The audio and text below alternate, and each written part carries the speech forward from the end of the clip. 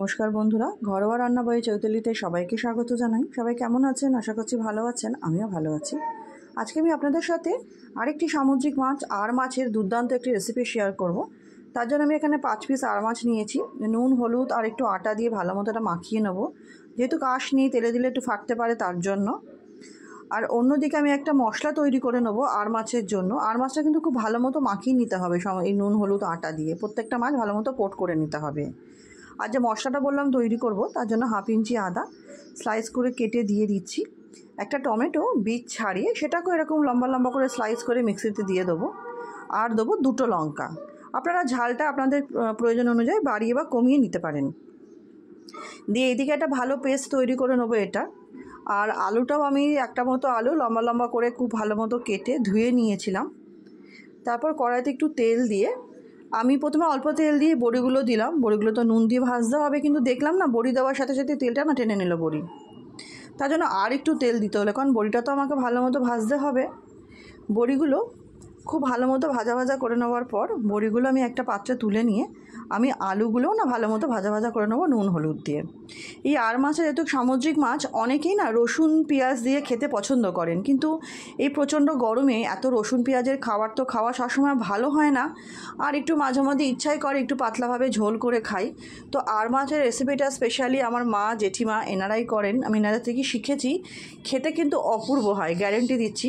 আপনারা অবশ্যই বানিয়ে কিন্তু একবার খাবেন, অনুরোধ রইল।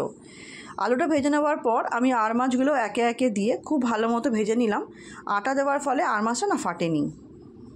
খুব ভালো মতো আর মাছটা আমি এপিট ওপিট করে ভেজে নেওয়ার পর আর মাছগুলো আমি একে একে তুলে নেব।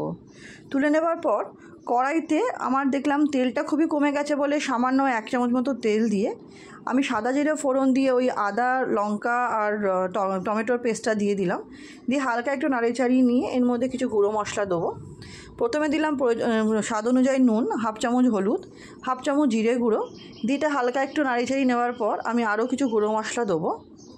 তার জন্য আমি দিয়ে দিচ্ছি এখানে 1/2 চামচ মতো ধনে গুঁড়ো আর কাশ্মীরি লঙ্কার গুঁড়ো দেবো 1 চামচ। দিয়ে সামান্য একটু জল দেবো যাতে মশলাগুলো পুড়ে না যায়। দিয়ে খুব ভালো মতো এটা আমাকে কষিয়ে নিতে হবে। নতুন বন্ধু যারা আমার চ্যানেলে নতুন, চ্যানেলটি এখনও সাবস্ক্রাইব করেননি, অনুরোধ করব চ্যানেলটি সাবস্ক্রাইব করে পাশে থাকা বেল আইকনটি প্রেস করে অল নোটিফিকেশানটা অন করে নেবেন, যাতে আমি চ্যানেলে যখনই নতুন নতুন রেসিপি আপডেট করব আপনাদের নোটিফাইড করে দেওয়া হবে। আর পুরনো বন্ধুদের অনেক অনেক ধন্যবাদ আমার পাশে থাকার জন্য। মশলাটা কষে যাওয়ার পর যখন দেখবো তেল বার হতে শুরু হয়েছে, এর মধ্যে আমি আলুগুলো ভালো মতো কষিয়ে নেব।